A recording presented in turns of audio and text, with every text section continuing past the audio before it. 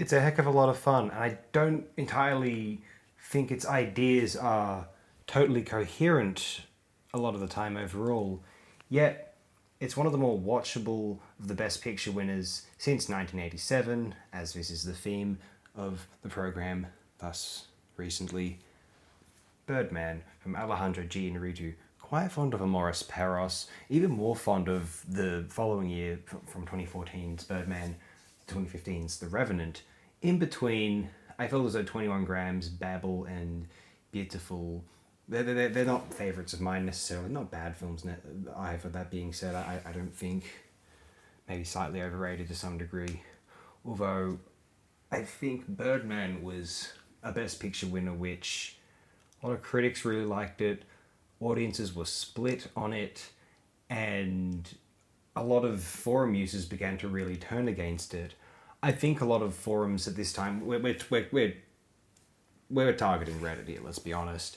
They were into the superhero films, and Birdman exists, which to some degree tarnishes that little mold, maybe acts slightly snobby toward it, and they're like, nah, this is pretentious. Wow, we go on this website and we talk to each other and we have our inside jokes and we don't have degrees in this and that, but we're just as smart as them because we go on the internet and talk about how much smarter we are than them. And it's like, you guys, it's just like, I'm not trying to be an elitist, but like, some people work very hard for those degrees, and then you guys is like playing video games rather than learning about physics is kind of telling. I mean, that's fascinating. Some physicists play video games too, like Gordon Freeman.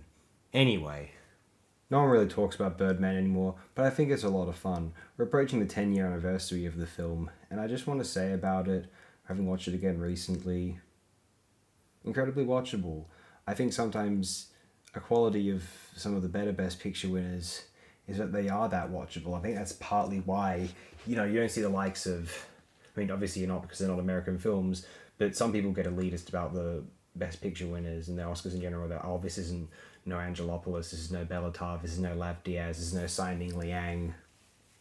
That's all well and good. Films like that are never going to win Best Picture because they're not watchable. And believe me, like, when slow cinema kind of falls flat, it falls flat. Those four guys, they're very good at it. I don't think even all their films are perfect. Angelopoulos, maybe. Early Bellatar ain't that interesting, but like most of later Bellatar, I really like. I even really like Man from London. That's an earlier video on this channel, actually. And as for Simon Liang, I think everything I've seen from Simon Liang has been a knockout of the park, but those are the ones recommended by Noel Oakeshott, to be fair. There might be others which aren't as strong. I do not know. Go ask him. And then you have the likes of Lav Diaz. I haven't seen that one with all the singing. Oakeshott despises it. He doesn't just not recommend we watch it. He demands me not to watch it because he does not want people watching. He thinks he just does not want it to even be watched in a less than legal context. That's how much he's against it, which is just telling of how much he loves Lav Diaz. It's he's not mad, he's just disappointed.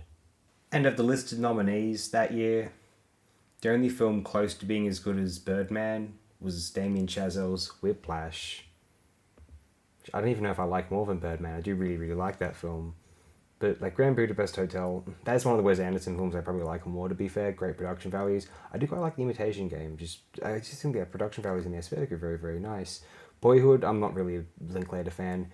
Fear of Everything, that's a nice movie. I like the recreating the fine recreations of period 20th century England in The Imitation Game and Fear of Everything both. I'm a kind of a Anglophile, I have to admit, aesthetically at least. Selma's okay. No, nothing really wrong with it. It's alright. American Sniper. Just no, honestly. Birdman is endorsed here on AOD. Let me know if you endorse it in the comments below, if you are so inclined.